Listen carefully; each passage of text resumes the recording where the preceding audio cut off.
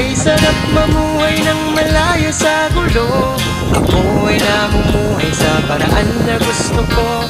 Pakiramdam higit sa anumang yaman sa mundo. Purong natural at kapayapaan ang iniipon. Mas gusto ko rito sa probinsya.